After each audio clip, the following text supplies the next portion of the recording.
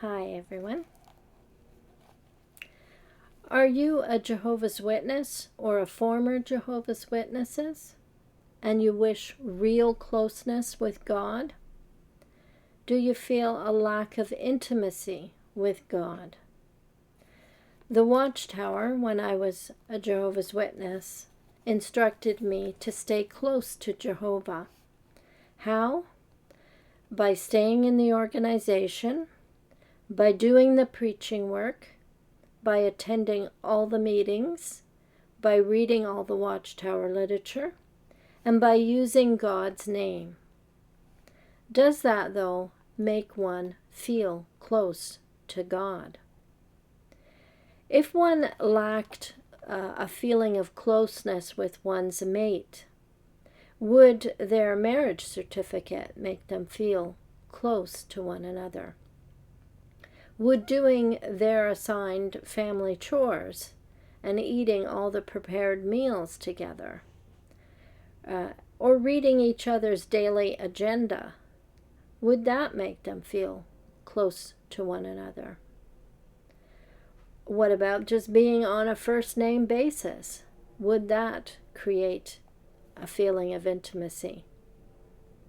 Closeness and intimacy is not an academic exercise. It does not come down to the facts you know about the person. It is relationship, communing, trusting, sharing. Is that possible with God? Yes, God makes it possible. He reaches out to us.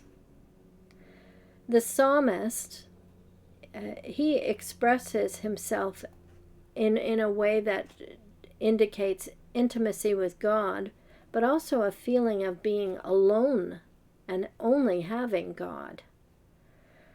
So this psalm that I thought we could just read a little sampling of that illustrates this is Psalm 16. I'll read you verses 5 to 8. O Lord, you are the portion of my inheritance and my cup. You maintain my lot. The lines have fallen to me in pleasant places. Yes, I have a good inheritance. I will bless the Lord, who has given me counsel. My heart also instructs me in the night seasons. I have set the Lord always before me. Because he is at my right hand, I shall not be moved. I wanted to read to you a sermon that was based on the verse 8 from Alexander Maclaren. Okay, so I have his book here. So the title was The Faithful Heart and the Present God. Psalm 16, verse 8. I have set the Lord always before me. Because he is at my right hand, I shall not be moved. This is the verse he's talking about. I have set the Lord always before me. The language expresses the psalmist's vigorous and habitual effort to keep himself in touch with God. And that is the effort of every truly religious man. For what is our religion if it is not turning of our hearts continually, amidst and from amidst earth's trivialities, to him, by the conscious effort of a spirit winged by the longing and wafted upward by a sense of need, and realizing the thrilling and calming presence of him who is invisible.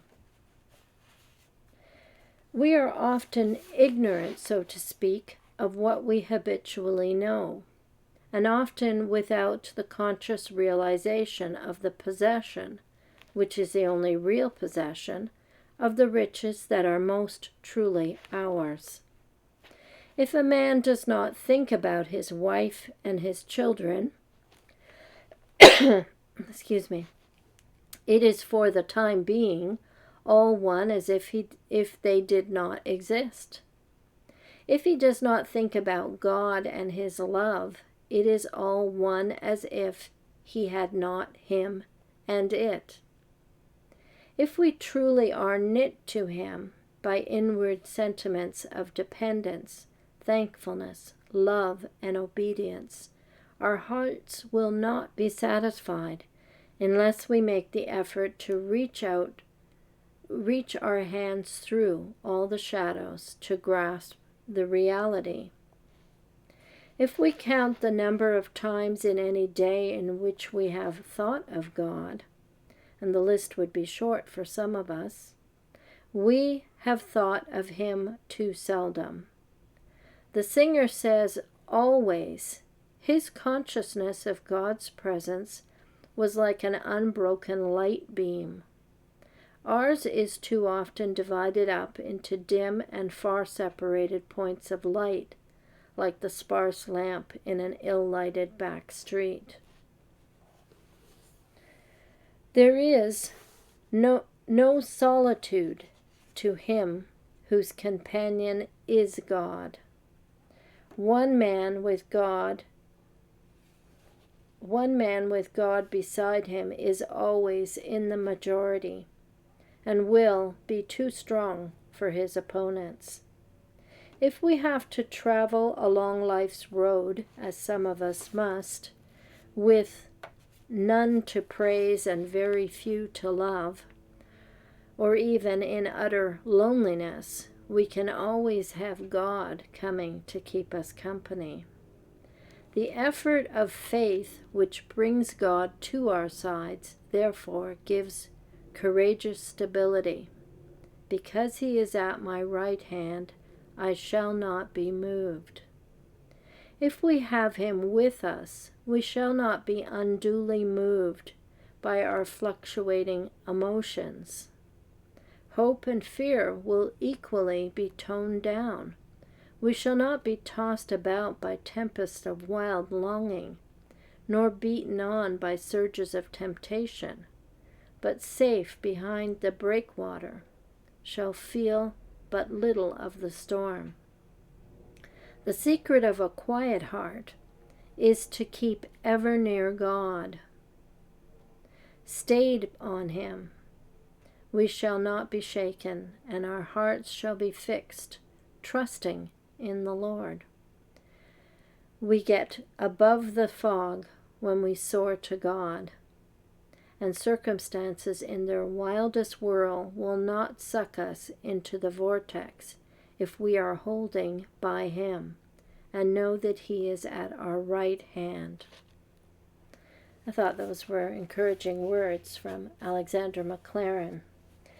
As a witness, though, I longed for closeness to God, and I tried to do it through the method that the Watchtower presented.